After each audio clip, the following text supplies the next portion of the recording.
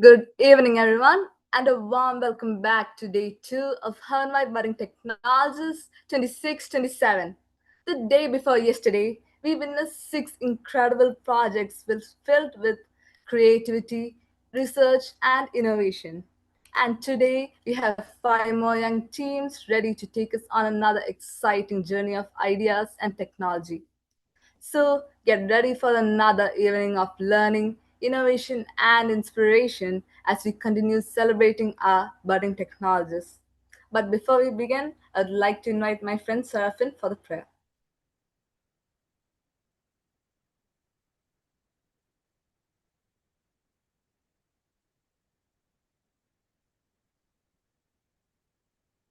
Let us take a deep breath together, quiet our minds, and bow our heads for the prayer.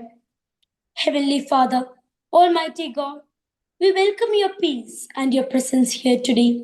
We thank you for bringing us together in this moment of golden opportunity. You are the author of wisdom, the giver of talents, and the source of all creative vision. We ask that you bless this event and everyone gathered here from start to finish. Lord, let us come against anxiety, fear, and self doubt right now. We know that nerves can make our hearts race and our minds feel cluttered. As voices are lifted today, let the words flow smoothly, naturally, and with great power. Lord, please give everyone a steady breath, a confident tone, and a perfect timing. Amen. Thank you, Serafin. Before we begin today's presentations, we are delighted to welcome our distinguished judges back for day two of HBT 2026 to 27. We have with us Dr. Tatiana Surasova, an IEEE STEM champion and the organizer of the RoboSkills International Robotics Competition. Her expertise and contribution to STEM and robotics education make her a wonderful addition to our events. Ma'am, thank you for joining us and we welcome you back to our event.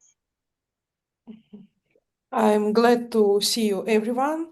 I wish everyone good day, a good performance, and achievements. Thank you, ma'am. And now let's welcome our second judge. Ms. Farah Khan is a science subject leader, STEAM lead, and STEM ambassador UK, with a strong passion for science, technology, and innovative education. She is also a fellow of the Chartered College of Teaching and actively contributes to mentoring and developing the next generation of learners. Ma'am, thank you for joining us, and we welcome you back to our event. Thank you so much for this kind introduction. It's wonderful to be back for day two and for this final day of this fantastic STEM event. I must add that day one was absolutely brilliant. We had some really impressive ideas and presentations shared. I'm so grateful that I got the opportunity to judge them as well. And I'm now really excited to see what day two brings. We've got 5 more groups presenting today. I'm very much looking forward to all the ideas and project presentations and to hearing all about them. And students, I just want to again reassure you, as I did on day one, please just enjoy yourselves, be confident. Most importantly, have fun sharing your ideas with us. And I wish you all the very best. Thank you, ma'am. Thank you for being with us once again and for taking the time to encourage, question, and inspire our young innovators.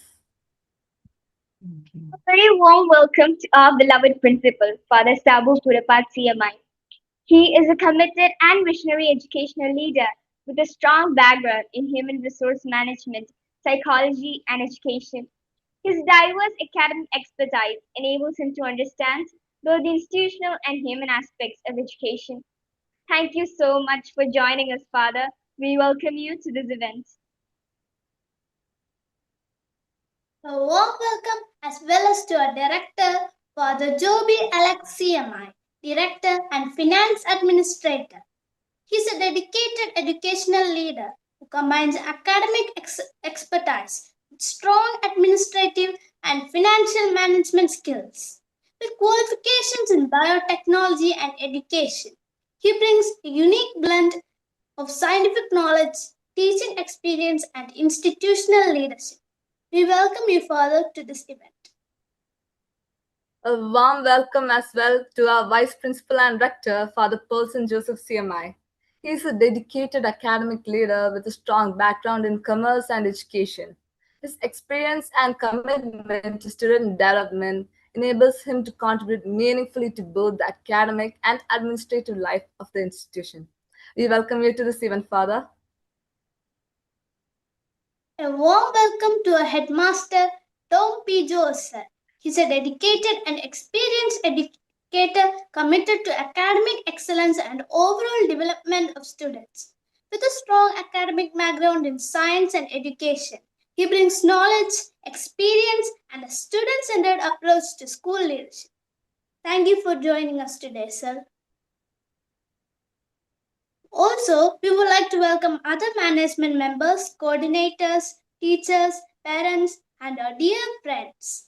Thank you for joining us today. Let's get into the much awaited project presentations. Over to you, Lakshmi. Thank you, Zephania. So, judges and guests, welcome back. And let's make day two just as exciting as day one. Let's move ahead to an exciting and creative domain game development.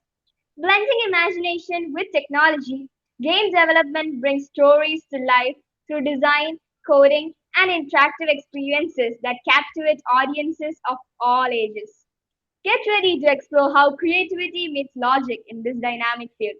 Please welcome S. Vismaya, Fahima Noora Shahnawaz, and Andrea Giles of Grade 8 presenting game development.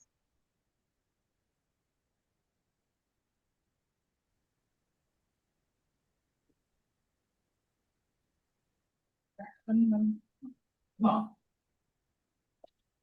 evening to one and all present here.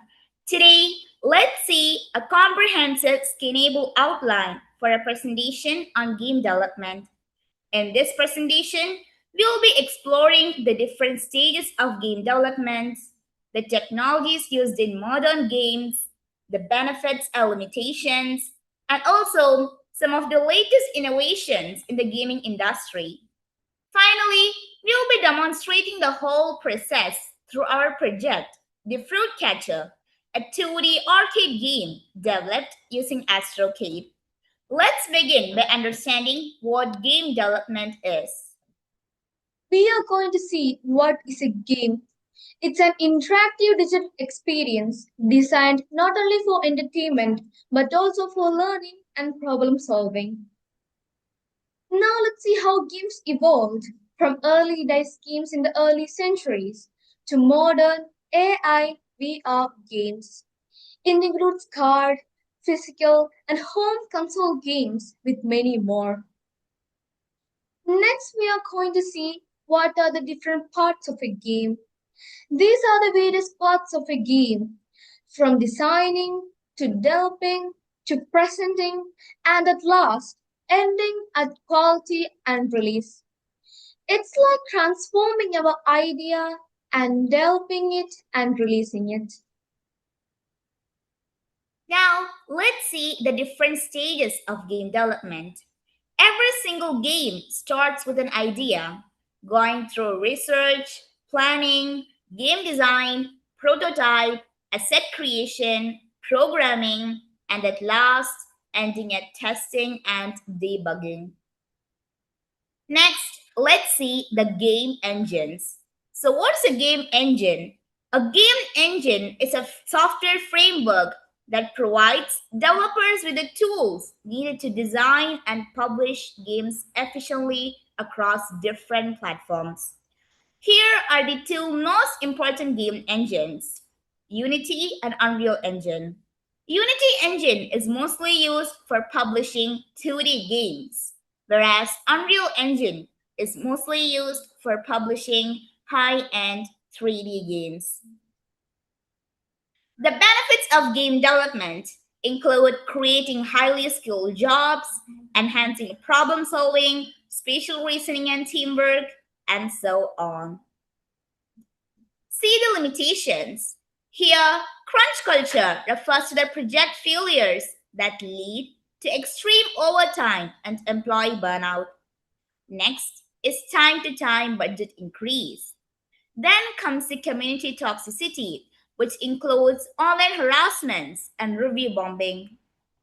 And at last comes the hardware and software limitation, where ordinary computers are not mostly suitable for playing any game. So, what's the future of games?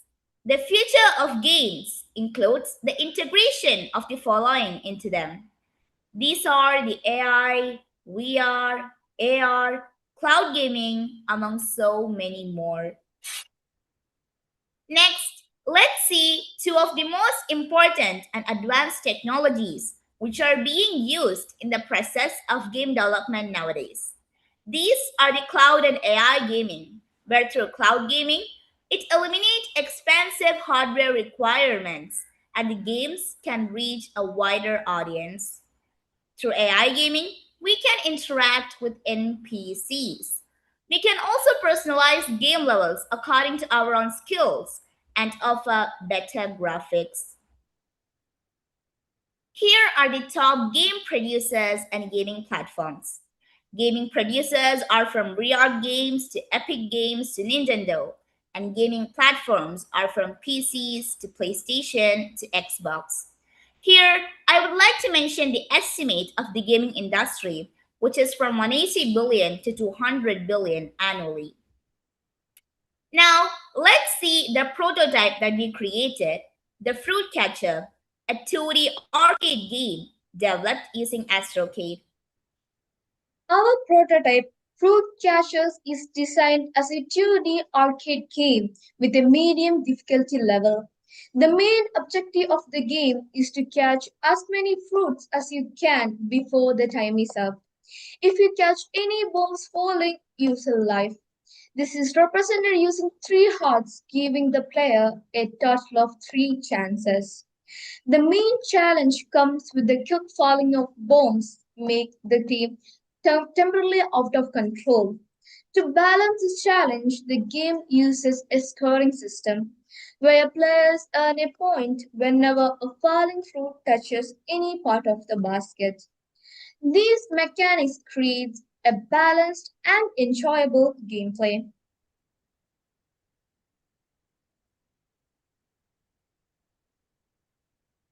So, do you all know about a game that is about to be released from India? Yes, it is the e-cricket game developed by the Bengaluru-based company, the Light Fury Games. This game is built on Unreal Engine 5 and focuses on professional esports. With modern game engines such as Unity and Unreal Engine, developers of all skill levels can bring their ideas to life. In conclusion, games are not just meant for fun, but it creates a huge revenue share, job markets, and multiple industry collaborations. This marks the end of today's presentation. Hope you all enjoyed it. We now look forward to answering any questions that you have. Thank you and have a great day. That was an engaging journey into the world of game development. Well done to the team for creatively presenting your ideas and innovations. Now we invite our esteemed judges to share their questions and valuable insights on the presentation. Over to you, Farah ma'am. Thank you so much. Can you hear me, everyone? I hope I've unmuted. Thank you so much. That was such an excellent presentation and all of you spoke. And as I noticed on the presentations for day one, teamwork is a very big part here.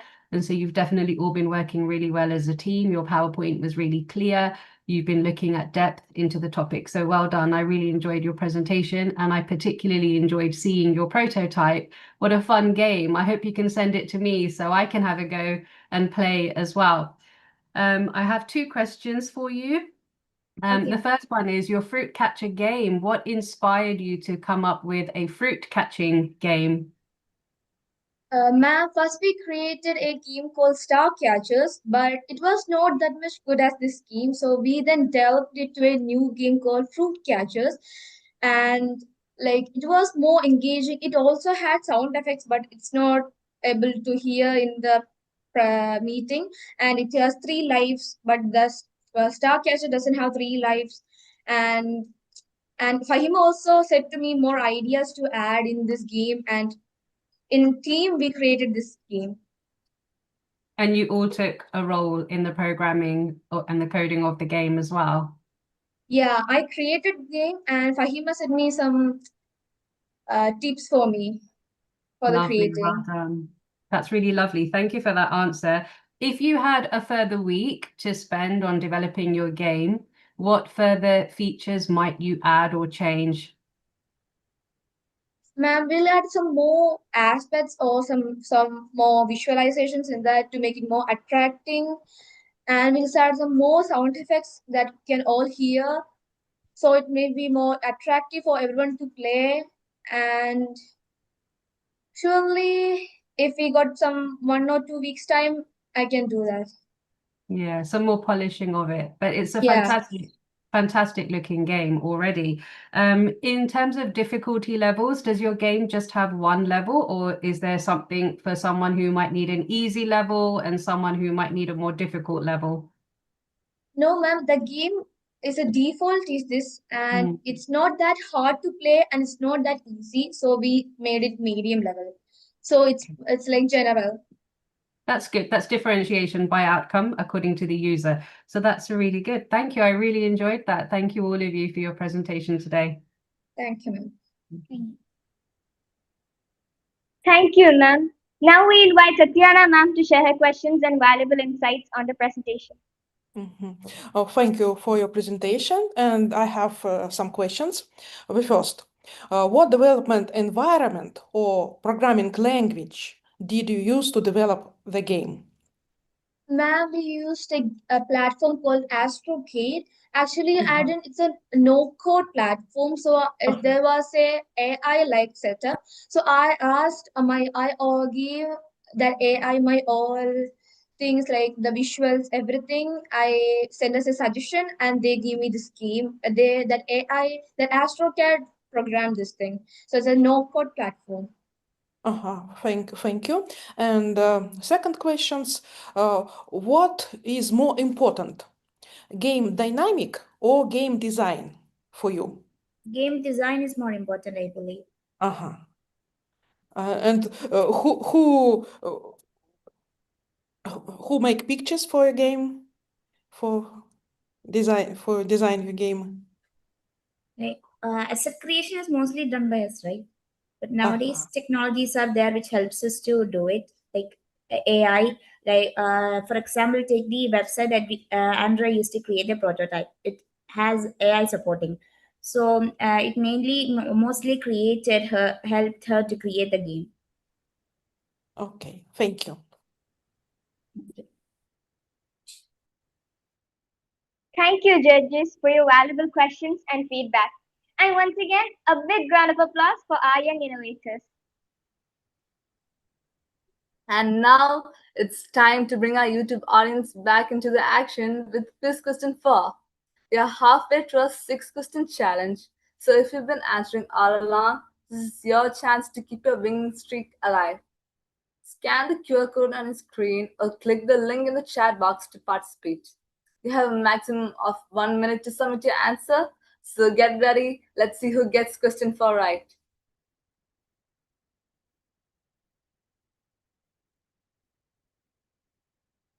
So the fourth question is, which component converts electrical energy to mechanical motion in a robot? May I repeat the fourth question? Which component converts electrical energy to mechanical motion in a robot? I think some of you might have the answers in your mind. So be sure to submit your answers because an exciting prize is waiting for you.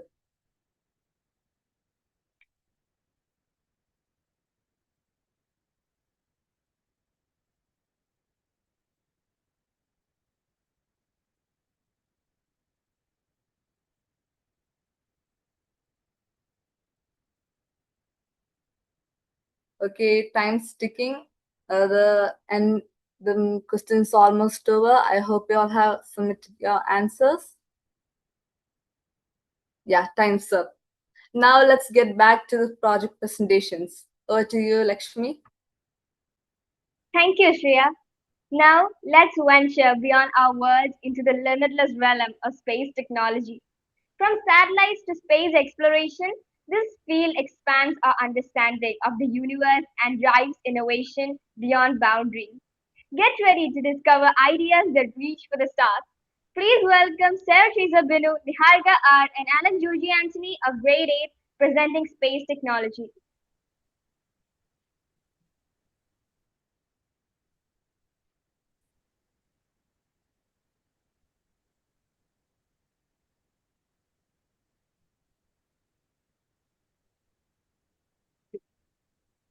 Good morning to one all present here. I am Alan Joji Anthony.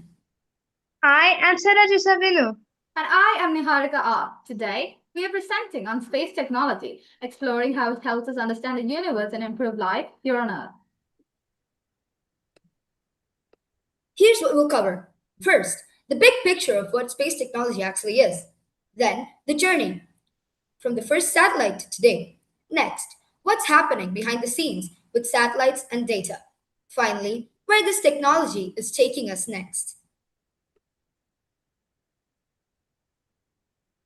The universe is vast, fascinating, and still largely unexplored. And this raises an important question. How do we even begin to explore something so unknown? The answer lies in space technology.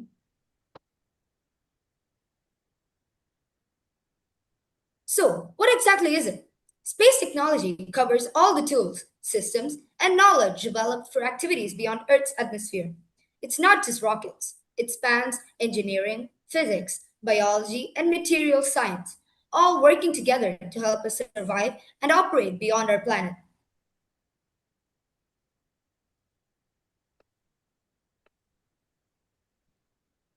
A few examples of space technology include launch systems, satellites, and space telescopes, robotics, spacecrafts, and rovers, communication systems, and increasingly artificial intelligence, which now helps us power a lot of these missions.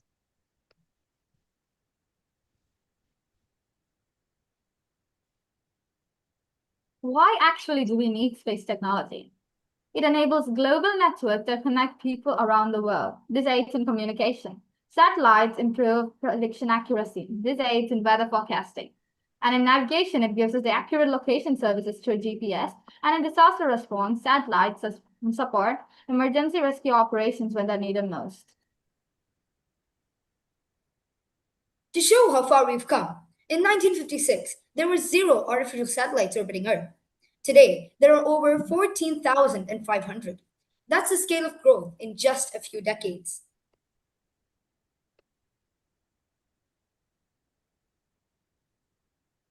Space technology then and now. Think about how life has changed. We went from letters and telegrams to instant satellites communication, from maps and compasses to GPS navigation, from ground forecasting to real-time weather tracking, from manual farming to satellite crop monitoring, and from being limited to Earth to actively explore space.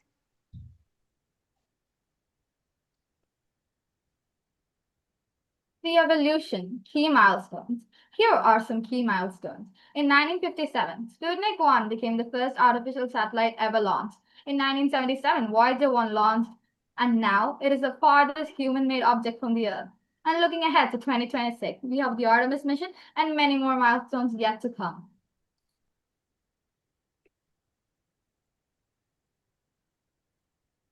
Some recent advancements: Vikram 1, India's first private orbital rocket, Artemis 2 by NASA, which will be the first crew launched by lunar flyby since the Apollo missions, and AI in space, which now enables autonomous navigation and smarter decision making for aircraft. Technology beyond the impossible. Space technology keep pushing boundaries. Voyager 1 is now in interstellar space through still nowhere near another star. Mars rovers are collections of samples of a possible future to return to Earth. A solar sails show how sunlight alone can propel an air spacecraft without any conventional fuel.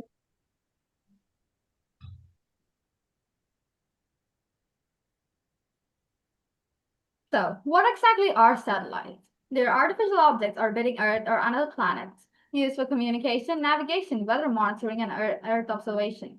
Examples include Aryabhata, Bhaskara 1, and Explorer 1. Together, launch systems and rockets overcome the Earth's gravity to place these satellites into orbit.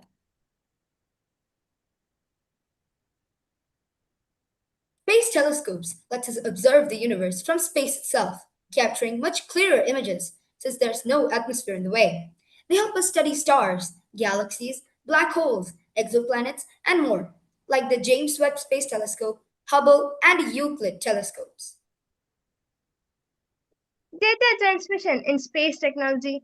All of this depends on data transmission, transferring information between satellites, spacecraft, and Earth using radio waves and laser or optical communication. This is what enables GPS weather updates, internet, TV, and space missions for function.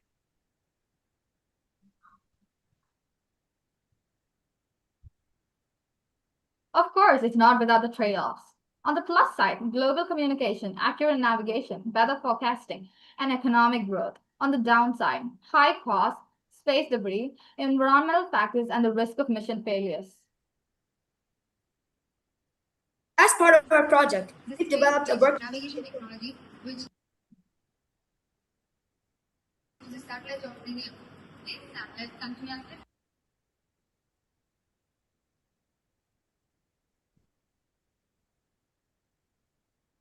to various investigators to provide information about the exact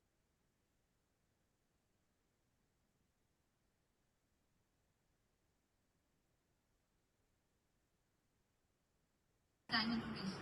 GPS orbit receives signal from these four different satellites and it uses the signals to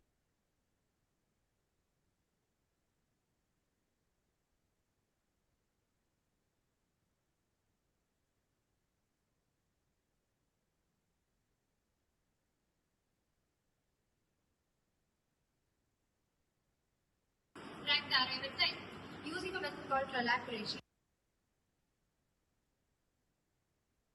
It accurately predicts the device's location. Time's up, guys. That was an inspiring journey into the world of space technology. Well done to the team for brilliantly presenting your research and ideas. Now we invite our esteemed judges to share their questions and valuable insights on the presentation. Over to you, Tatiana ma'am. Okay. Unfortunately, I don't not good enough connection, and I not catch all the video. Excuse me. I saw it late. I saw it later at once. But I have a questions for the comment. Which space technology do you consider most important for the average person? Niharika? Sorry, ma'am, could you please repeat your question?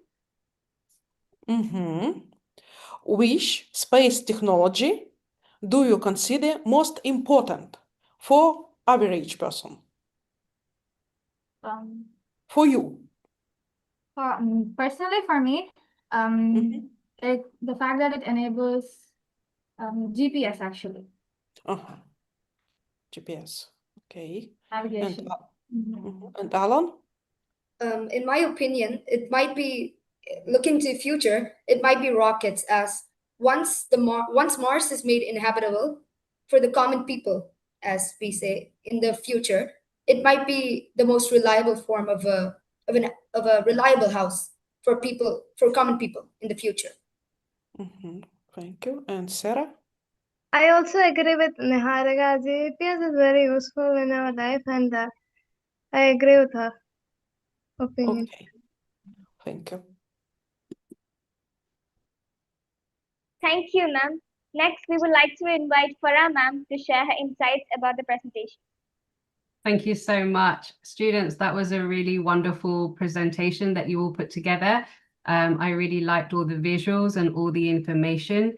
Not only did you describe what space technology is and how it's actually working, you also explained why we should have this in our lives. And that's really important. And I was particularly impressed that you outlined the pros and the cons, because in anything to do with the space race, there are always going to be heavy weighting on pros and cons. It is such an industry.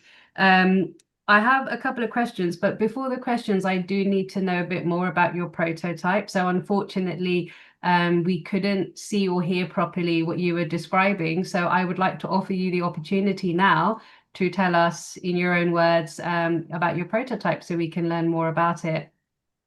All right, ma'am. So, mhm. Yeah. So the one we made was actually just a prototype of a GPS. It connects itself to the satellites and it gives us the most accurate location it can using latitude and longitude.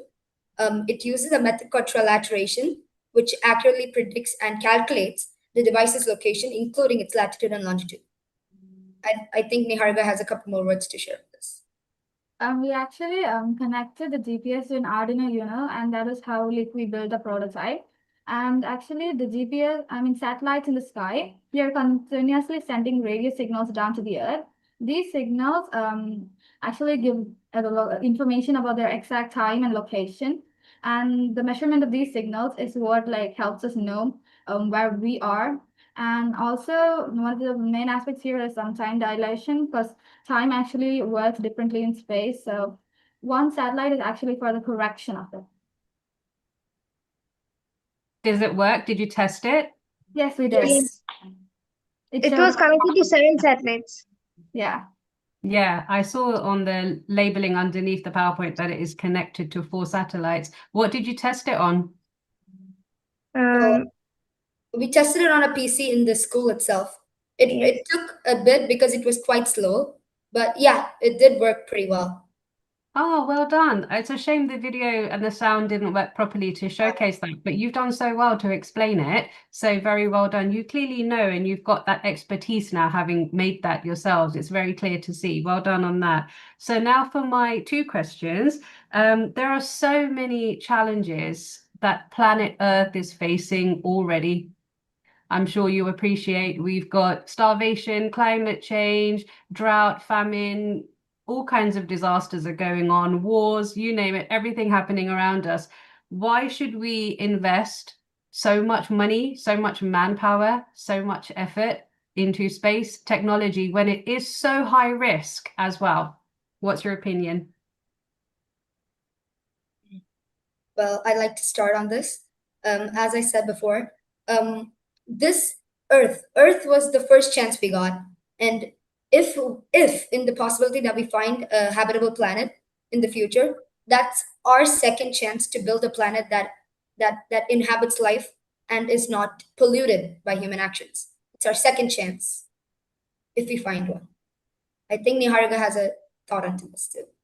That's a good answer. Human beings deserve a second chance. So you think that we're running out of our time on this first chance planet, and if we could get a second chance, maybe we can have a better home for humans. That's a really good answer, Alan. What about you, Niharika? I agree with Alan, and yeah, it is actually very useful to spend so much money on space technology, space exploration, because not only do we get a second chance, but like there are so many resources that are like getting exhausted every day. So when we actually explore space, we might find so far we found like some asteroids and some meteorites, stuff like that, which contain so many of the natural resources that we have here on Earth, like gold, copper, aluminum, so much diamonds. So actually, we could actually use those resources. There are many resources to yet be discovered and used. Thank you. And last one, Sarah?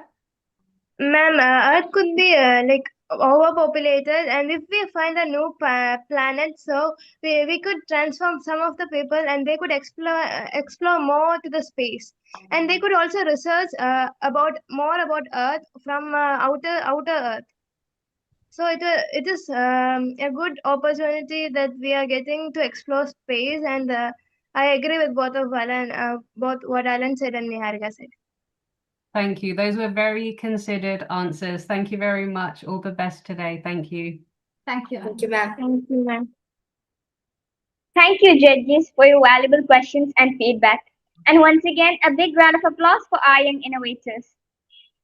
Now, let's shift gears into the innovative world of automobile engineering. From designing efficient vehicles to developing sustainable transportation solutions, this field drives the future of mobility with creativity and precision.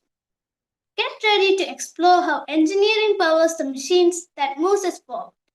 Please welcome Teresa Julio, Gagandeep Sunil, and Maria Julio of Grade 8 presenting Automobile Engineering.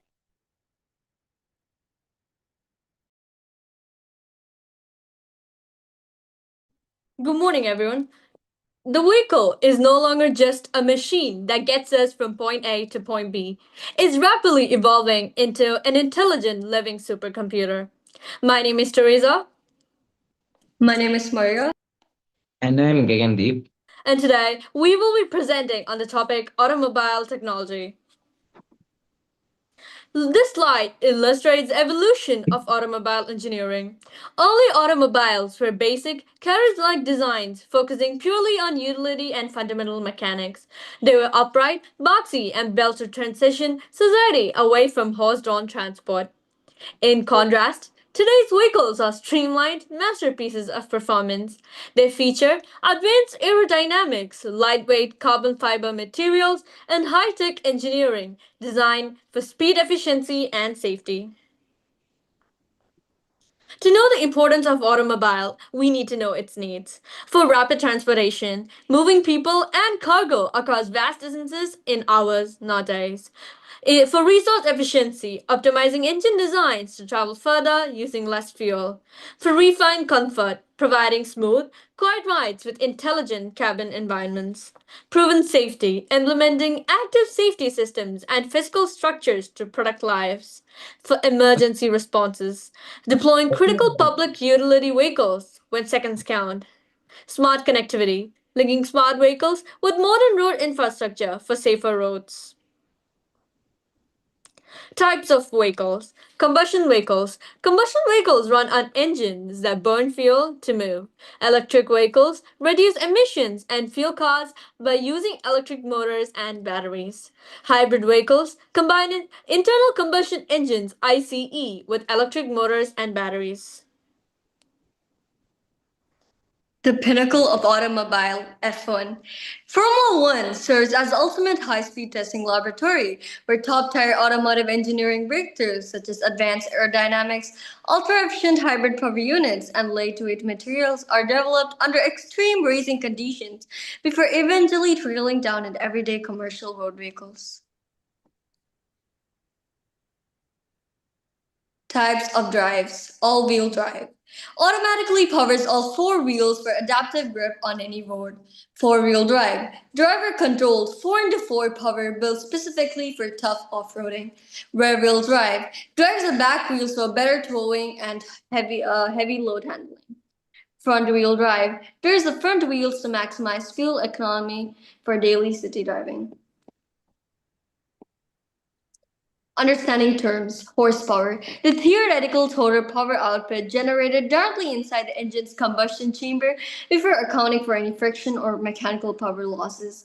Brake horsepower, the actual power available at the engine's crankshaft after overcoming internal friction measured without considering driver, train power losses. Wheel horsepower, the real world power that actually reaches the tires on the road, measured using a case's dynamometer after power losses from the transmission, driveshaft, and differential.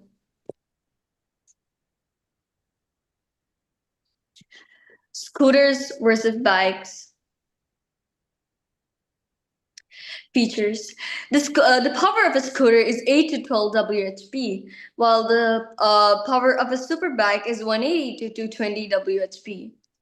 The engine size of a scooter is 50cc to 160cc, and the engine size of a superbike is 900cc to 1400cc plus. The torque of a scooter is 7 Nm to 12 Nm, while the torque of a superbike is 105 Nm to 120 Nm. Impressive cars. The Koenigsegg Jesko Absolute by Koenigsegg Automobile Aktiebolag is the fastest road legal car with only a drag coefficient of 0.278 and a frontal area of 1.88 meters square. The Hyundai Ioniq 5 by Hyundai Motor Company. It has an actual crabbox system where all of its wheels will turn 90-degree and it goes sideways. The Hyundai Elevate by Hyundai Motor Company and Swedenborg Ferrari. It has something similar to robotic legs and can allow it to traverse areas that cannot be done using normal wheels. The Terrafugia Transition by Terrafugia. It is recognized by the world records as the first car to fly. The Thrust SSC, which is the fastest land vehicle and the only one to break the sound barrier. It went at a speed of 1228 km per hour. The BMW iVision D by BMW Group with e-ink. It can display 32 separate colors within 240 independent body segments.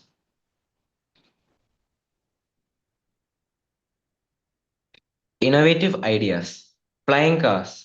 They can allow us to access the third dimension, allowing us for easier maneuvering and taking over. Housing as automobiles. They can give us benefits such as location independence and more. Supercapacitors in batteries. These can be helpful when you need a sudden jolt of energy, like when starting a car. Driverless cars. These are much more efficient than humans in things like reactivity time, like the video shown. Solar powered cars. The solar powered cars which exist now offer around 64 kilometers of free range. This is our prototype. It's made up of an Arduino Uno, a motor driver, four batteries, wheels, and their motors, and an ultrasonic sensor. It tries to go forward, but if there's anything, it goes right. If there's anything on the right, it goes left. Thank you. The automobile industry continues to evolve, focusing on innovation, sustainability, and safer mobility. That was a dynamic journey into the world of automobile engineering. Well done, team, for effectively presenting your ideas and insights. Now we invite our esteemed judges to share their questions and valuable feedback on the presentation. Over to you, Farah ma'am. If you don't mind, I'd like to hand this one first to Judge Tatiana because I was first last time, so we'll let Judge Tatiana speak first. Okay. First question. First question, Gagandeep, what can do your car? It's only one photos, but I can't understand well what your car can do. The car will go over, and if it is issue over, it detects if the board, it tries to go right. If anything on the right, it tries to go left. Gagandeep, I'm sorry to interrupt. Your sound is, you have some problem with the connection. Can Marian Could you Teresa repeat? take over? Could you repeat? Could you say one more time? Like, Ma'am was asking, what is your car about? What is It has some Tell connection something about your problem, I car. think. I understand that it could see the wall and what else? You use. I think it's Sorry to interrupt. Students, what Tatiana ma'am is trying to ask is, what is that prototype all about? What is this car supposed to do, and what is the basic functionality of this car? Can you please explain or elaborate on that? Maybe Maria and Teresa could explain what the car can do. So basically, it's like a car that can sense objects in front of it. So if it goes front and then there's an object in front of it, it can move to the other direction, any other direction. To the left, then it can go to the right, so that it can understand the object in front of you, in front of the car, and move accordingly. Okay. Could you use remote control for this car? It is not. Teresa, you're on mute. It's programmed. It's not remote control. It's not remote controlled. Okay, thank you. And another questions. You in your presentation you told about electrical car. What disadvantage and advantage do you see in using electric car? Yeah. Yeah. What So is good and bad for electric car?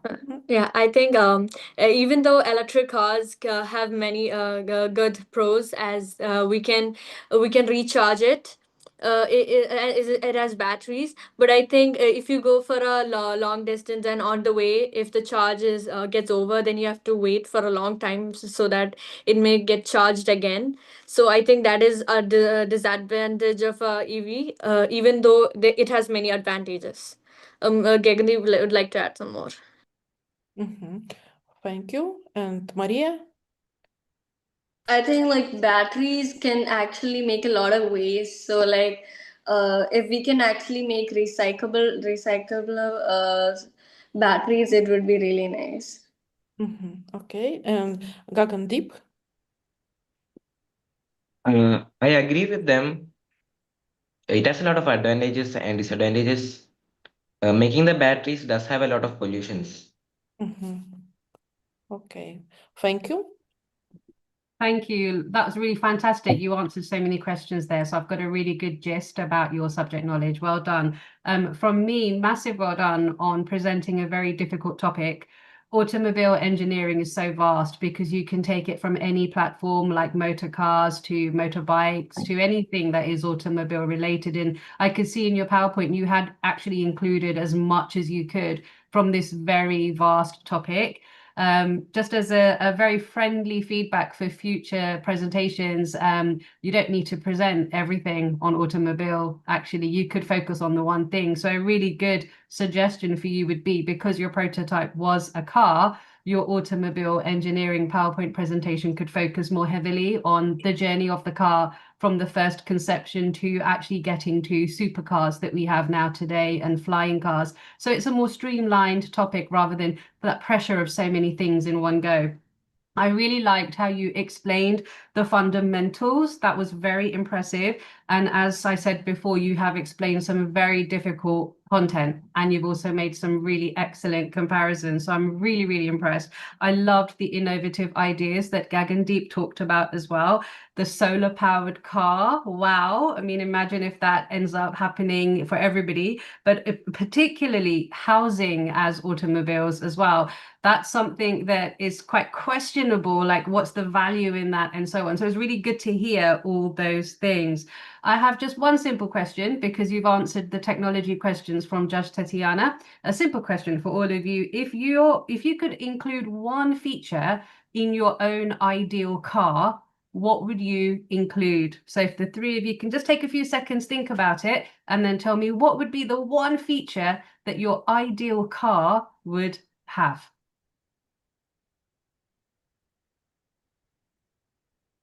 When you're ready.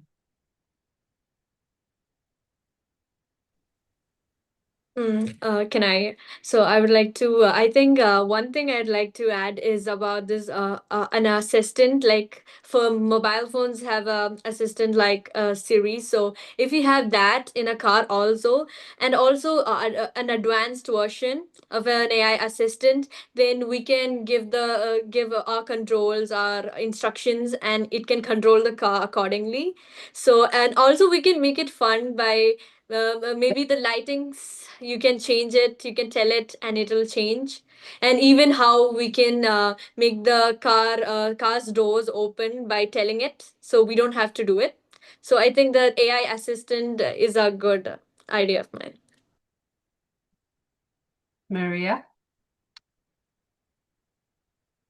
Actually kind of thought of the same thing, but I feel like if we're able to have AI assistants, then we can actually avoid a lot of accidents. Like if AI can say that if a car is in front of you, and if that car is actually prone to some accident and like that, if assistance would be given, I think a lot of accidents could be avoided. And Gagandeep? I think I would have my ideal car be a flying one so I could quickly get to my destination. Miss all the traffic and just go straight. Yeah. smart. All of you have given very smart answers. My dream car was from the 1980s when there was an American TV show called Knight Rider. I don't know if you YouTube it, you'll see it, but the car talks and is a very smart car and is invincible. Nothing can destroy it. And I always grew up wanting a car like that, but no one's made one yet. So maybe the three of you can make me one and I can come collect when you're ready. Thank you so much, everybody. Well done. Thank you, ma'am. Thank you, ma'am. Thank you. Thank you, judges, for your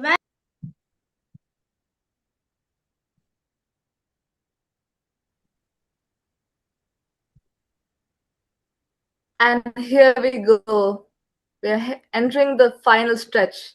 It's time for quiz question 5. With just 2 questions left, every answer counts and the competition is getting tougher.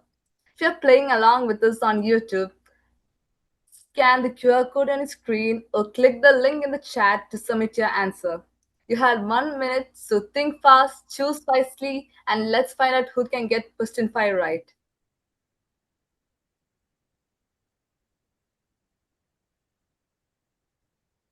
So, the 5th question is, which company developed the Android operating system? May I repeat the question? Which company developed the Android operating system? So remember guys, this question is exclusively for YouTube viewers. So viewers, it's your time to shine by answering the question.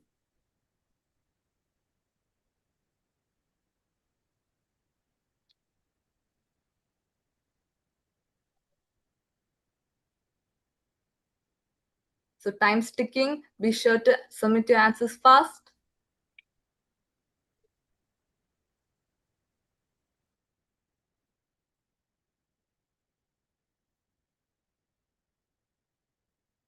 I think the question's almost coming to an end.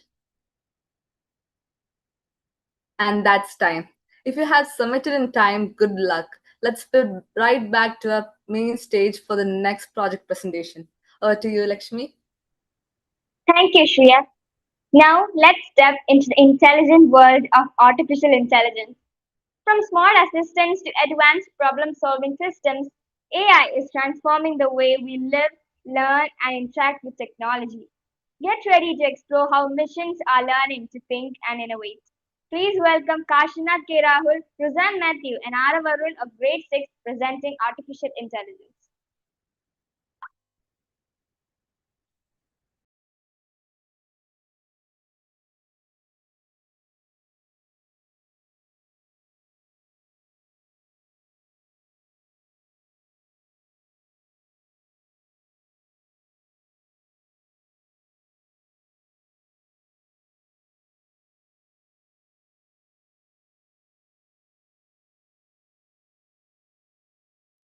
Good afternoon, everyone. Today, I, Aravarun, along with Kashnath K. Rahul and Roseanne Matthew, presents a presentation on the topic AI. So, next slide, please.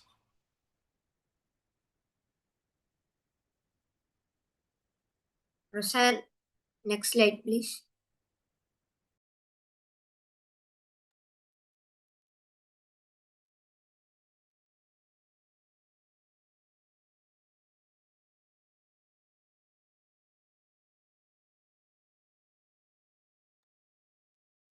Excuse me, Arav, but you're on mute. Okay, thank you. So, do you know what is AI? Artificial intelligence, AI, is a computer technology that allows machines to simulate human thinking and learn from data. How AI works. AI works by learning patterns from data and using them to make intelligent predictions or decisions. Next slide, please. Types of AI. Narrow AI, also known as weak AI or artificial narrow intelligence ANI, is the AI trained to perform specific tasks. Artificial General Intelligence AGI is a hypothetical computer software that makes or beats human skill on almost any smart task. Next slide, please. Advantages and disadvantages of AI. Advantages: saves time, improves accuracy, works 24 by 7, automates tasks, and increases productivity. Disadvantages: may replace some human jobs, can be based, high development cost, privacy concerns, and depends on data. Now I would like to hand it over to my friend Rasan. Thank you, Arif. The future of AI. The future of AI centers on agentic automation, industry transformation, and strict global regulation. NLP or natural language processor bridge the gap between human communication and computer understanding by using math, the science of knowledge, and machine learning. It converts messy, unstructured human speech or text into organized data that software can instantly analyze. Machine learning.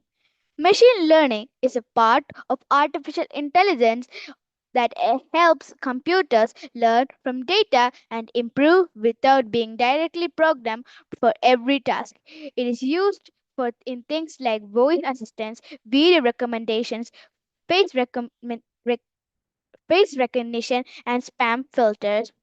Now I would like to hand it over to Kashinath.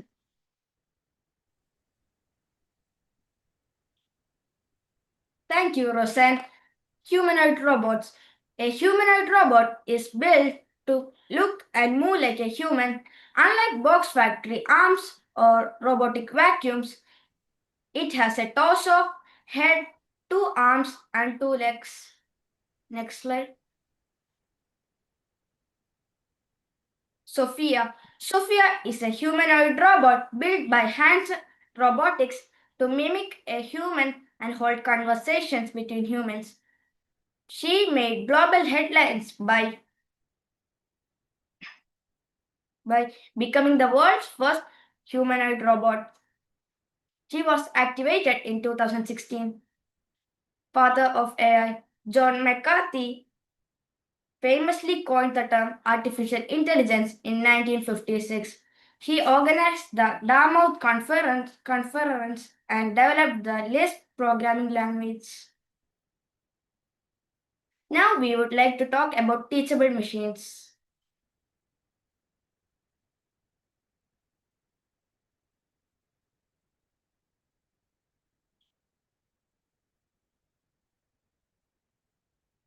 Prototype Teachable Machines. This is Google Teachable Machines. We use it to train our computers to detect objects, voices, and poses. We already trained our computer to detect a book, star, bottle, and no object.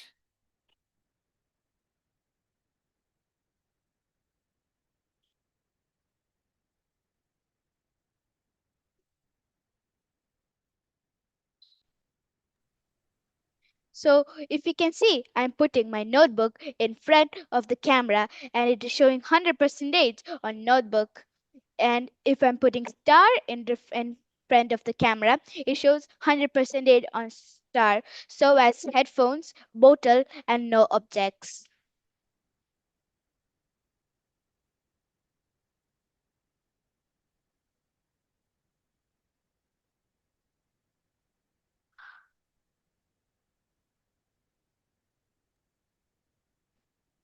Thank you. Thank you. And AI will not replace humans.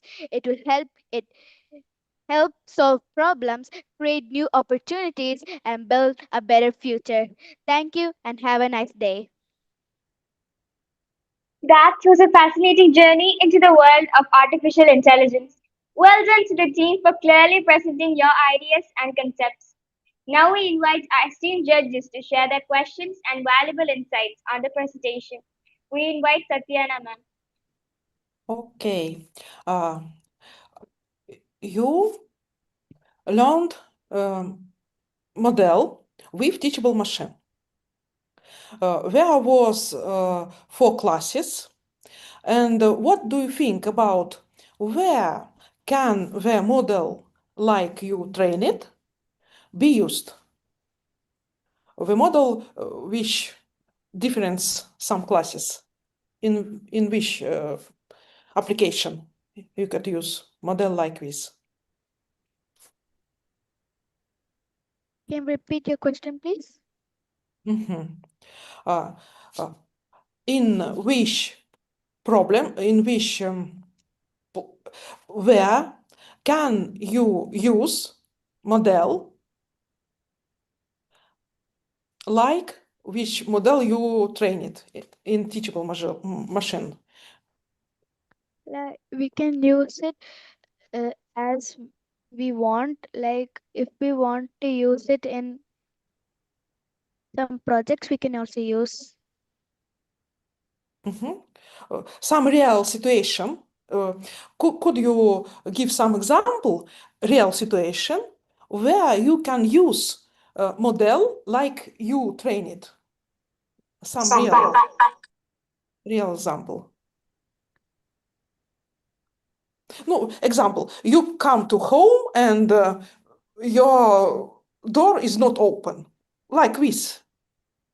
Like it's just like face recognition.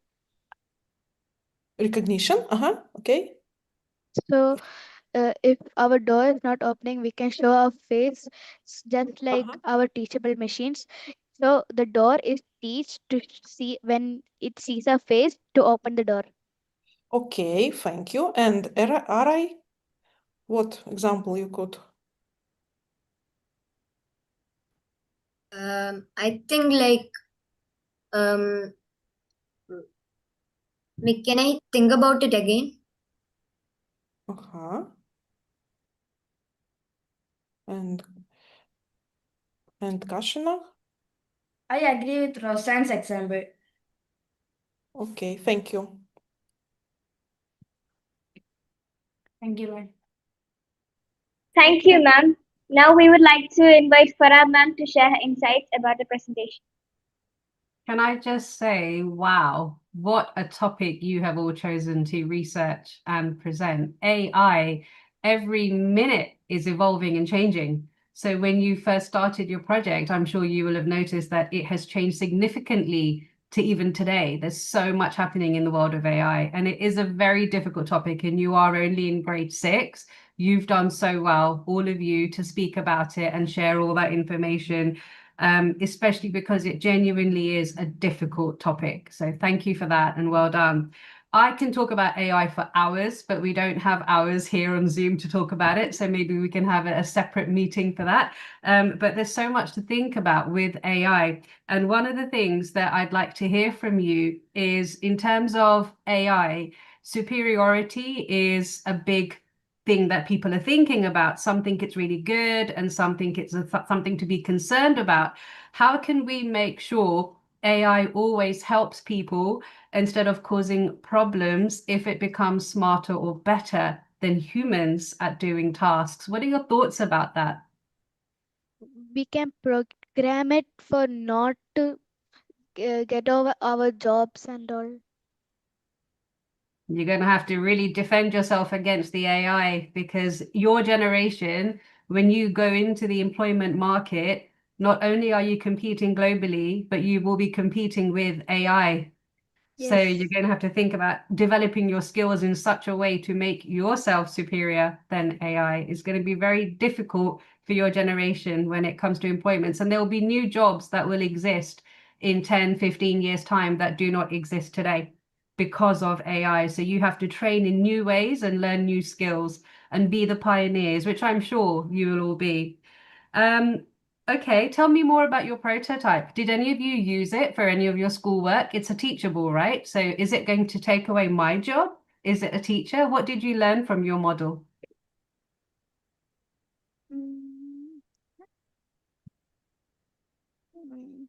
It does not take over jobs, but it recognizes things like the example she showed. It recognizes, and we can use it in our daily life, and like the example Rasan said. Very nice. So if I had one of your prototypes, what can I use it for? You can use it for face recognition. You can Mm. also train it to understand your voice, poses, and all. That's good. So basically, I can't pretend to ignore my family anymore. If I have that prototype, I'm going to have to recognize them. I can't lie and say, I don't know you. Yeah. Just joking. It's a difficult topic and you're only in grade 6. So thank you so much for that. You've done very well. Just one final question. Maybe you thought about this in your research. AI needs a lot of power, a lot. It's going to need lots of water, lots of fuel. It's going to take up a lot of what planet Earth is already using for people.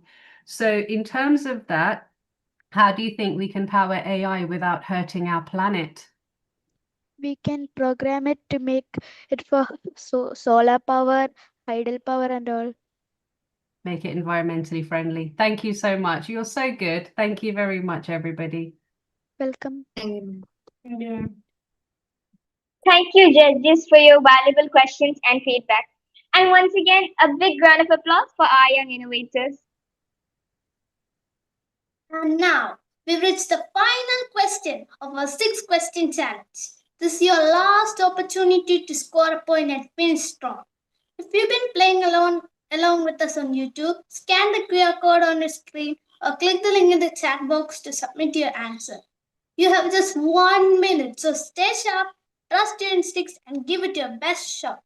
Let's see if we can conquer the final question.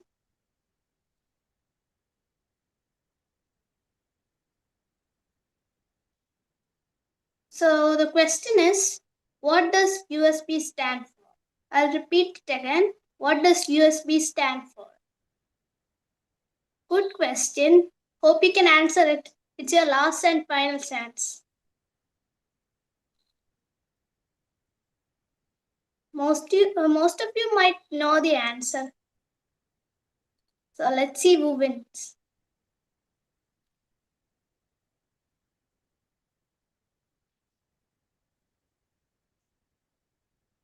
Hope you all have found out what the answer is. Time's ticking.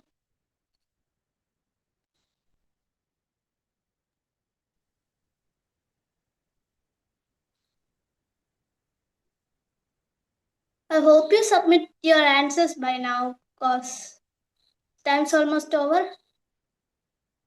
Time's up. Keep watching. We'll reveal the winners later. Now let's turn our attention to the innovative field of agriculture technology. Combining science and technology with agriculture, this field is transforming the way we grow food, making farming smarter, more efficient, and sustainable for the future. Get ready to explore ideas that nurture both innovation and nature. Please welcome Sarafinana Babu, Ada Angel Sanuj, and Zoe Maria Thomas of Grade 7 presenting Agriculture Technology.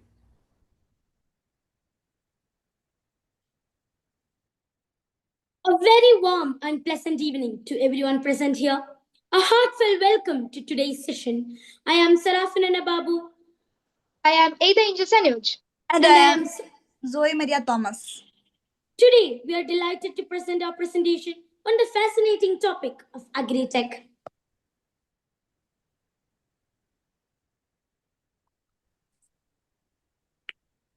Hello everyone, my name is Ada Angel Sanuj and today we are here to present our topic, Agri-Tech.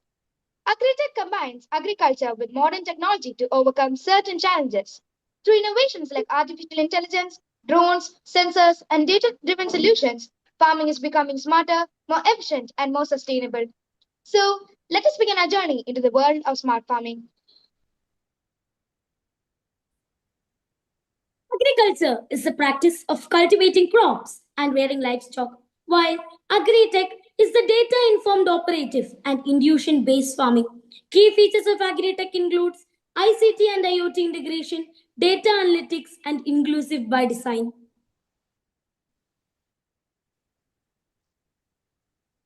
Did you know Netherlands, which is 79 times smaller than India, is the second largest exporter of agri-tech in the world?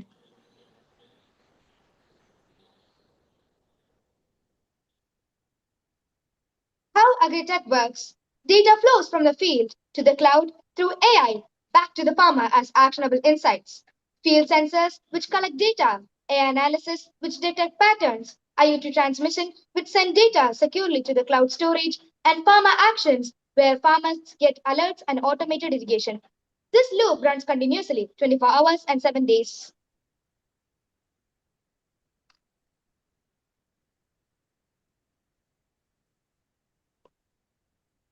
Agritech in action, which includes smart irrigation, crop monitoring, smart greenhouses, vertical farming, automated harvesting, livestock monitoring, pest and disease protection, and autonomous equipment.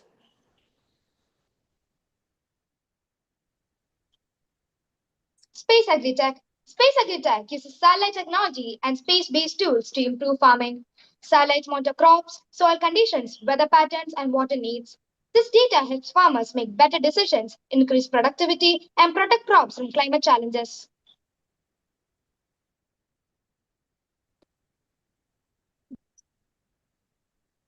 Genetic farming, which includes genetic engineering, gene editing, and synthetic biology.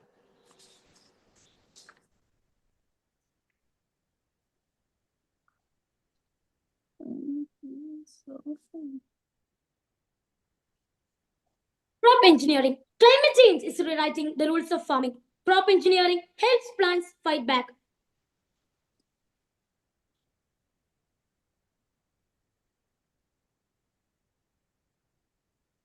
We are designing deep root systems to find water during droughts, optimizing photosynthesis for extreme heat, and boosting innate immunity to tropical pests. Digital twin farming. Data collection. Ground level IoT sensors measure soil moisture and nutrient levels. Real time data layers. Data streams into cloud platforms or edge devices.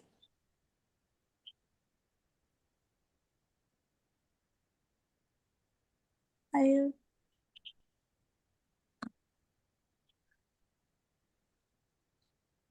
IoT and agri-tech, which includes wireless networks, cloud platforms, and automation actuators.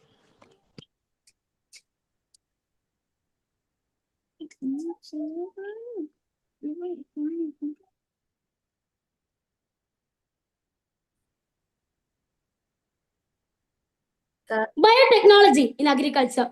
Biotechnology is our foundation. Tools like CRISPR allows us to precisely edit plant DNA without introducing foreign genes. Combine this with speed breeding and microbial biofertilizers, and we can develop stronger crops in a fraction of the traditional time. Vertical farming. Vertical farming is a modern farming method that grows crops in stacked layers using technology in indoor spaces.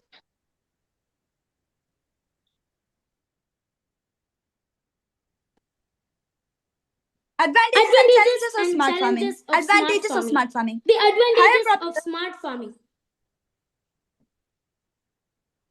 higher crop yields, saves water, reduces labor, and early disease detection.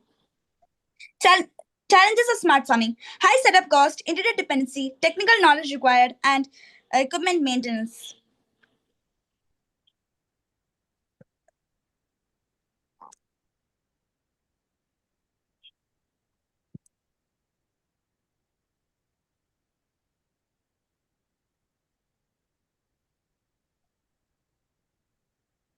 This is our prototype, which is basic soil moisture level checking system. Today, our Its group purpose is is to measure project the moisture on content basic in soil soil moisture without level checking determining whether This plants is an need Arduino water. Uno pin. The It's a main parts of our microcontroller. prototype This are is the sensor we Arduino use Uno pin, to check which the moisture controls of the the soil. entire system. The moisture It has sensor, two plates which measures and the soil it moisture sends level in the whether the soil. soil is Jumper moist wires, or which dry. connect all the components. USB cable or power supply, which powers the Arduino pin.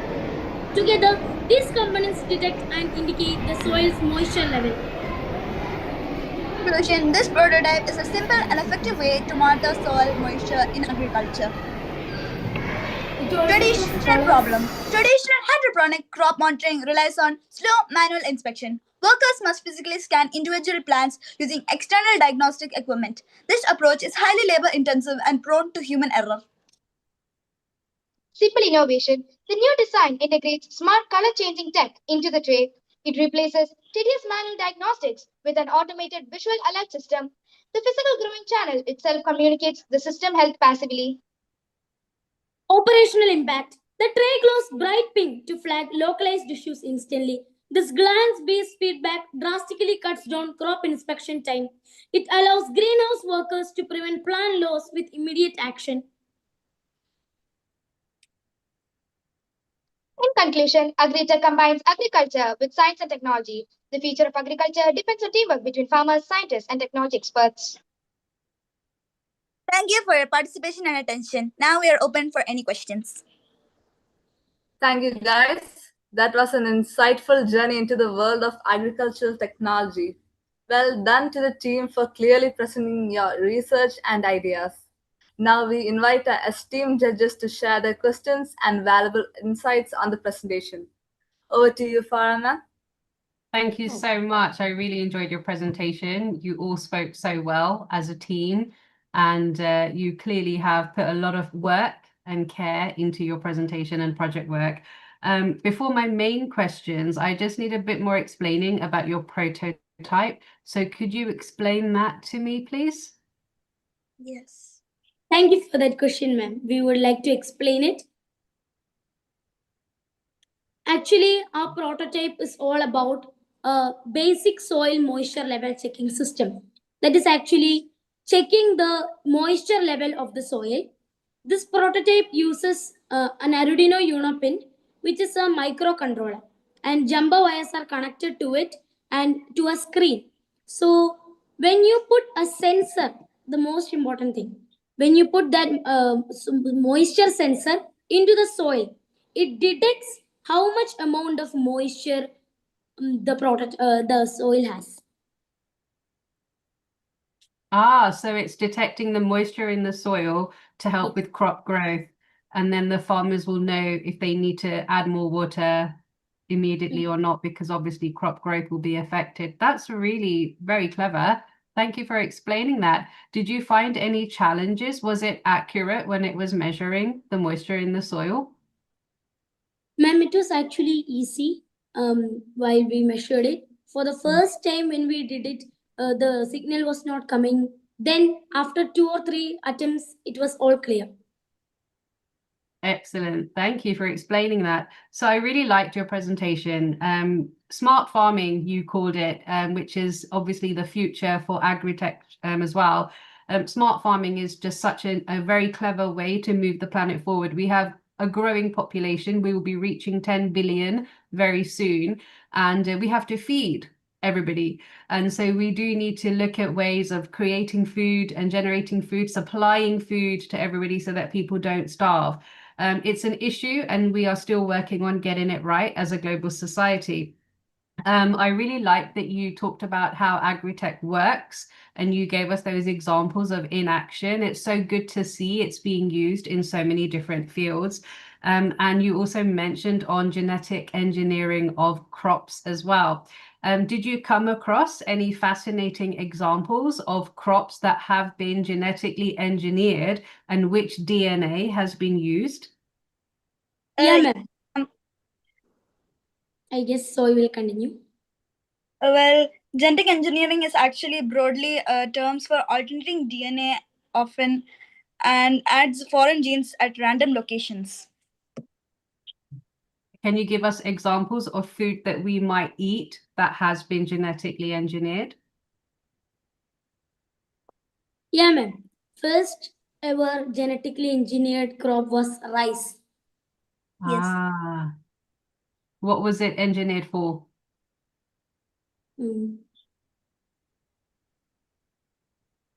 Did you say golden rice? Yeah, golden rice.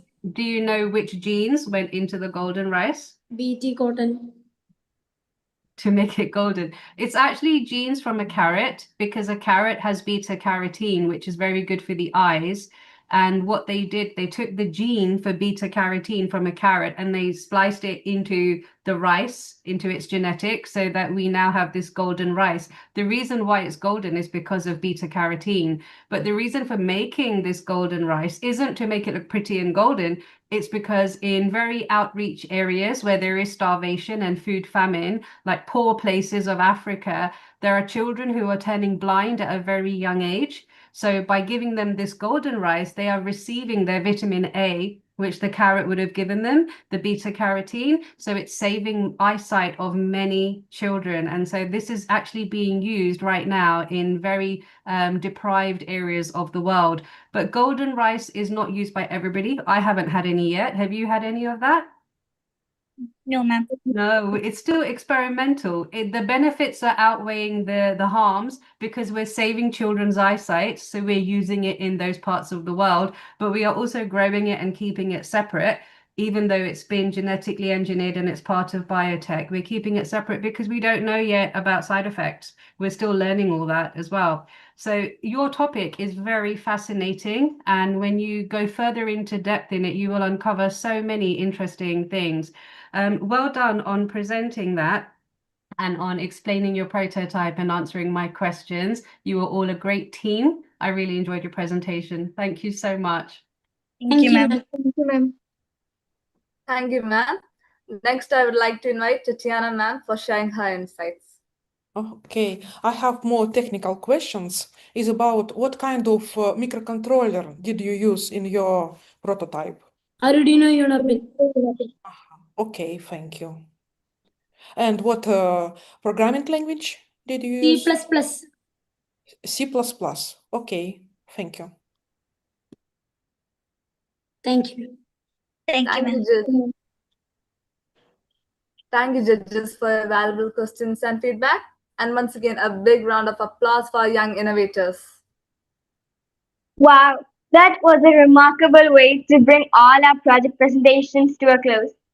Over these 2 incredible days, we have witnessed not just innovative projects, but the curiosity, creativity, and determination behind each one.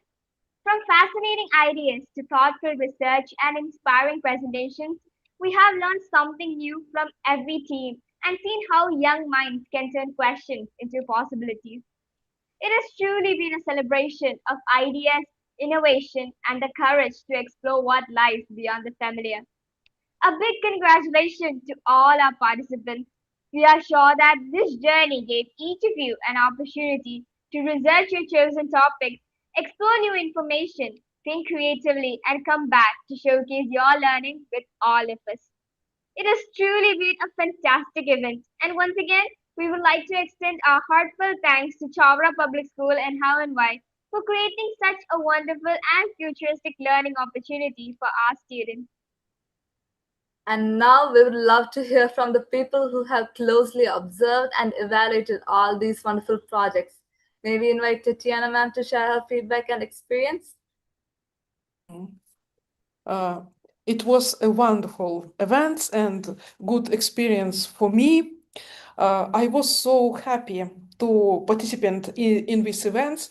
Events is very good organized. It's thank you for Shreya, Lakshmi, yeah, Stephanie, and I want to wish you new discoveries and as said, a long journey always begin with a simple, small step, first step. I wish you good path for the science and it's more. Thank you. Thank you. Thank you so much, ma'am, for these truly valuable words and words of encouragement. Your appreciation and insights mean a great deal to all of us, especially our young participants who have put in so much effort and dedication into their projects. We're sure your words will inspire them to keep exploring, learning, and creating with even greater confidence. And now we invite Farah ma'am to share her thoughts and feedback on the projects and the overall event. Thank you so much. My feedback will be in my capacity as STEM Ambassador UK, particularly because I look at a lot of things like this often, and I've really enjoyed judging both days often. I'm actually wearing my STEM Ambassador UK badge. I wore it on both days as well. Whenever I do STEM work, I wear it to represent. So before we bring this wonderful event to a close, I just want to say a really huge congratulations to every single one of you. Across both the days, we have seen an amazing range of presentations with exceptionally high caliber of ideas and creativity and research shared, innovation as well. This makes it so impressive because particularly how young everybody is, that you're also young and you're developing such mature concepts and really learning some difficult content. It's really fantastic to see. So well done. We will be doing the final judging, obviously, but meanwhile, I just want to assure every team member that in many ways you're all winners simply because you made it to this event and you've presented in front of us all. I want you all to be deservedly proud of yourselves. And I'm sure that your families, your teachers, and your mentors are already cheering you on and are incredibly proud of you as well. It's very scary to come and present work like this, and you've done so well. I want to also extend my heartfelt thanks to the HowNWhy team, especially Ms. Pravita and Mr. Ajay Sagar for inviting me to be a super judge too. I felt it's been a real privilege. Also, thank you to your school, Chavara Public School, the students particularly, because you've welcomed me and engaged so wonderfully. Fully appreciated that. And our anchors, the three of you who are stars for managing and organizing all of us. Well done. Such polish, such confidence, such professionalism. I'm very highly impressed. This entire event across both days has showcased, I think, in my personal opinion and professional opinion, the very best of India's next generation of STEM experts. Looking at the talent that I've seen, the curiosity, the creativity that I've seen from you all, it is clear that with such talented young stars emerging, India's future in global STEM leadership is in very safe hands. I want you all to keep asking questions, keep experimenting, keep learning, and never be afraid to try something new. The future of STEM is something that you have the opportunity to create. And congratulations once again to every one of you. I wish you all the very best for your future. And thank you so much. Thank you so much, ma'am, for the valuable feedback and words of encouragement.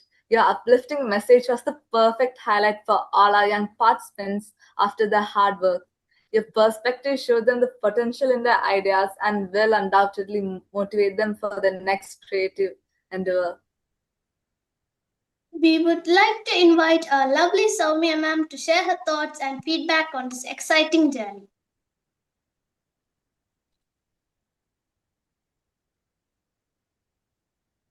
Good evening, everyone. Can you hear me? Yes, ma'am. Yes, ma'am. Today I feel extremely happy and proud to be here at the grand finale of HBT 26. First of all, I would like to express my sincere gratitude to our wonderful judges and mentors who have shared their valuable time, knowledge, and expertise with our students. I must share something personal. Like when Ajay first gave me the profiles of our judges, I was honestly a little worried. I wondered how will such accomplished professionals interact with our young students? Like, will our children will be able to connect with them? But Miss Farah Khan and Miss Tatiana completely put all those fears to rest. The way they interacted with our students with such warmth, patience, and ease was truly wonderful. They made the children feel comfortable, encouraged them to speak, listened to their ideas, and guided them so naturally. Ms. Farah and Mr. Tatiana, we just want to tell you one thing. We love you both. Thank you for making this experience so special for our children. Your presence and guidance have made a real difference. A special thanks and appreciation goes to HowNWhy team. The effort, planning, and dedication that you have put into this program was truly commendable. You have not just simply conducted a competition, We have created a platform where children could explore, experiment, think differently, and gain confidence. Most importantly, I want to appreciate all our students. Over the course of this program, I could clearly see remarkable improvements in their confidence, creativity, presentation skill, and technical understanding. The transformation in our students under the guidance of HowNWhy team was clearly visible, and that itself is one of the greatest success of this program. Thank you, Gautam, Nahana, Ajay, and all HowNWhy team coordinated this. Dear students, I want to leave you one thought. Whichever field you choose in future, medicine, engineering, banking, agriculture, or any profession, technology is going to be an inevitable part of it. So don't limit yourself to being technology users. Aspire to become the technology creators, innovators, and problem solvers. Use the knowledge and confidence you have gained through HBT to create something that can make a difference in the world. So when we celebrate the achievement of this program today, I would like to extend my heartfelt thanks to the management of Chavara Public School, our esteemed judges and HowNWhy team, our teachers, parents, and every student who made HBT 26 a truly memorable journey. Congratulations to all the participants. Whether you win a prize today or not, you have already gained something much more valuable than that. The experience of learning, growing, and believing in your own ability. I wish all budding technologists a future filled with curiosity, creativity, innovation, and success. Thank you all, and congratulations to everyone.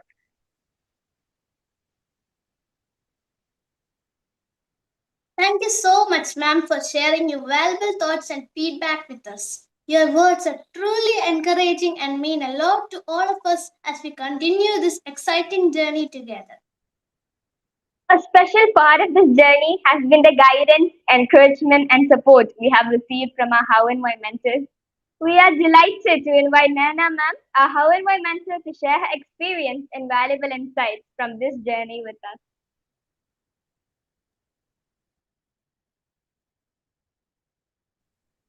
I'm really happy to share a few words about my experience as a mentor for this HBD competition. It was a great experience mentoring all teams along with Gautam sir. So throughout the competition, I got to see many students come up with different ideas, works on the projects, some face some challenges, and so we try to improve them with solutions and everything. What I enjoyed the most was seeing the confidence grow as they developed their ideas and presented them. As a mentor, I also learned a lot from interacting with the students and understanding their approaches to problem solving. I would also like to sincerely thank all the judges for taking the time to evaluate the projects and providing valuable feedback to the students. I'm also grateful to the school management and everyone involved for giving us this opportunity and continued support throughout the competition. Overall, it was a really valuable and enjoyable experience for me too, and happy to be part of the students' journey. Thank you, everyone. Thank you, ma'am, for those wonderful insights. Continuing with the reflections of this journey, we now invite Gautam Sir, our How and Why mentor, to share his experience and valuable feedback with us. Good evening, everyone. It is truly a wonderful feeling to be here today and to see the HPT finale come to this stage. As a mentor, I have had the opportunity to closely observe these students throughout this journey, and I can honestly say that what we witnessed today was not just a series of presentations. It was a showcase of curiosity, research, creativity, teamwork, and most importantly, the willingness of these young minds to learn something beyond the classroom.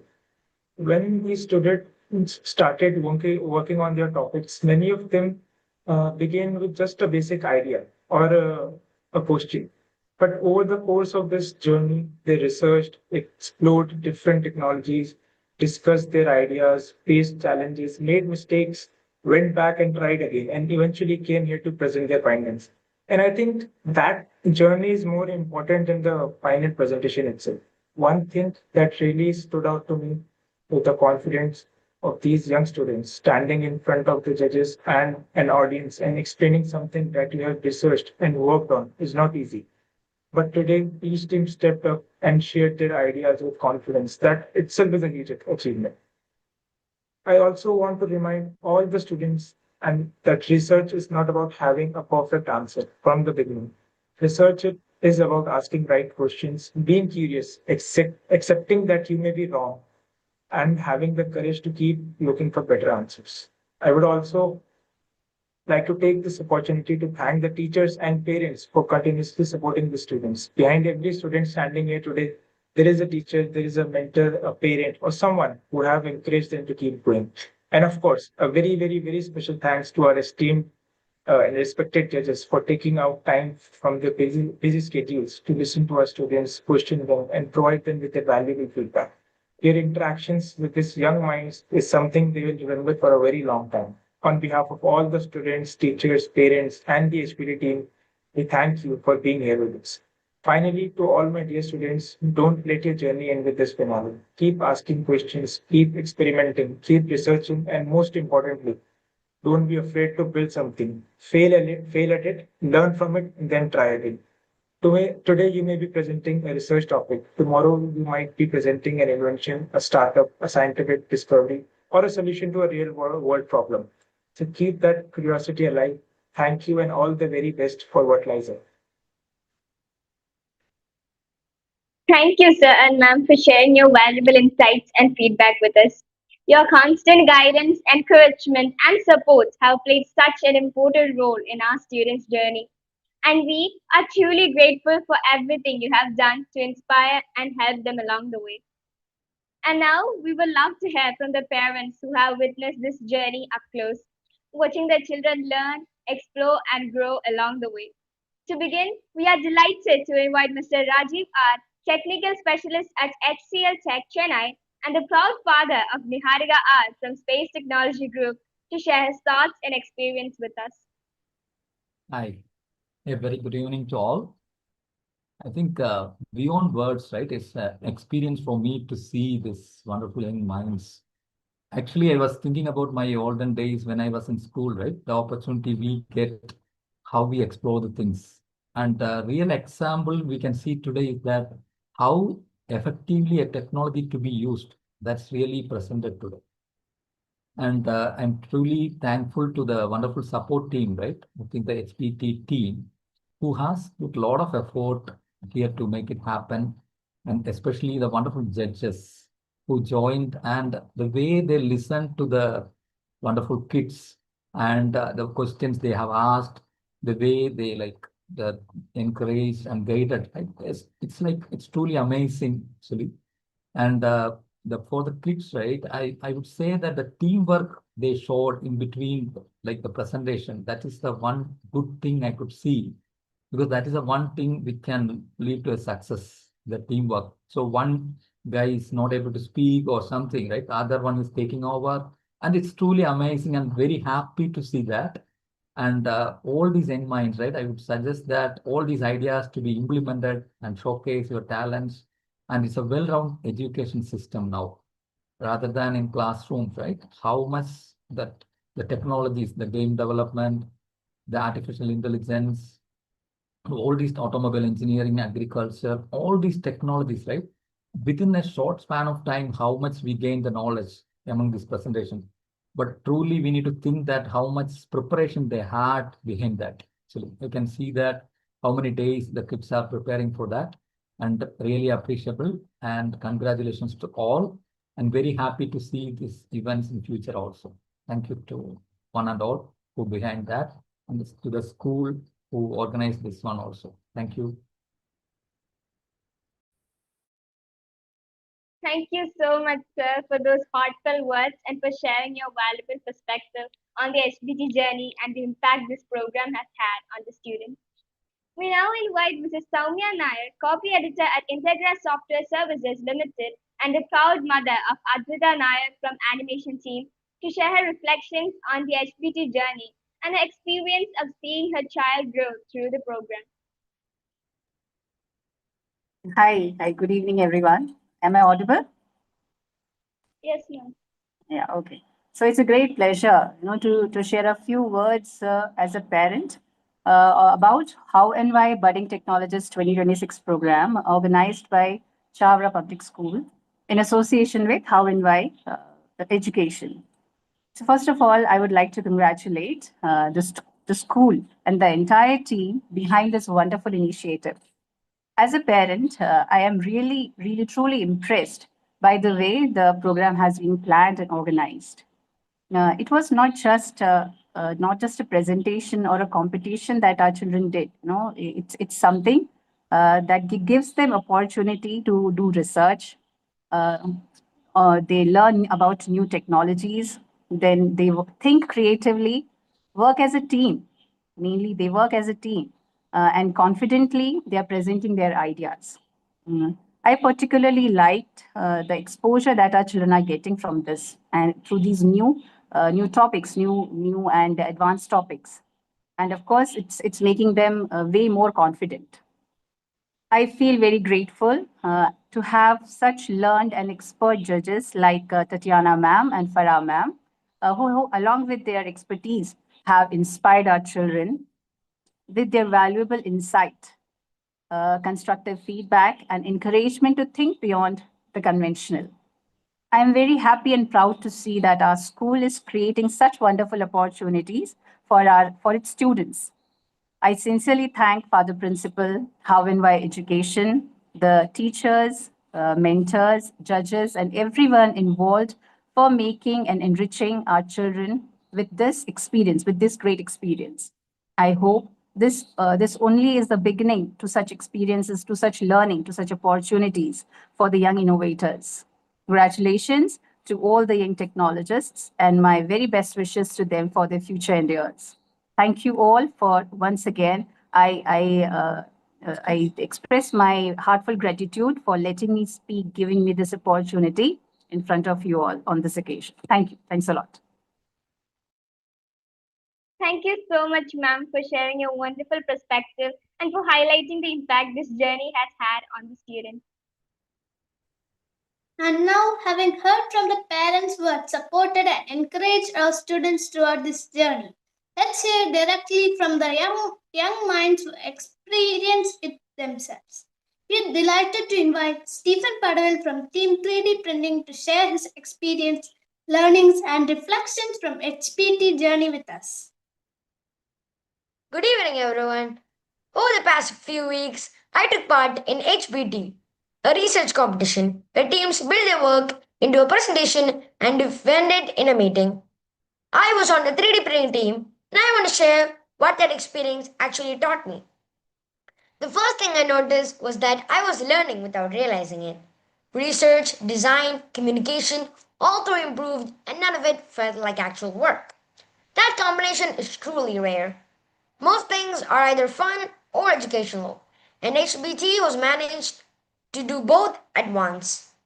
The second thing was the team. Being in a group changed everything. Ideas moved faster because there were more people to throw them at, and the workload was shared, so nothing ever felt heavy. If this had been an individual project, I would have walked away with half of what I gained. I would have improved my research, sure, but I would not have learned how to listen to someone else's idea, argue for my own, and land somewhere better than where I was. Teamwork was not a bonus here, it was the lesson. The third thing I appreciated was the structure. Marks were spread across many areas, which gave us room to fix our slides and sharpen our research as we went. And before the finale, we ran mock presentations. The first mock was a strange mix. I was genuinely excited to get up there, and I was nervous at the same time. I had not memorized anything. I never do. I work off the flow of the idea, which means when the nerves hit, there's no script to fall back on. You just have to trust that you know the material well enough to find the words. The second walk was easier. By the third, I was just talking. Nothing about the meeting had changed. I had. That is the part nobody tells you about stage fright. It does not leave because you get braver. It leaves because you have stood there before and nothing actually went wrong. So, what did I take from HBT? That's the best kind of learning. Does not feel like learning. It feels like doing something you enjoy with the people you enjoy doing it with. And that things you are nervous about usually shrink the second time you face them. Thank you. Thank you so much for sharing your experience with us.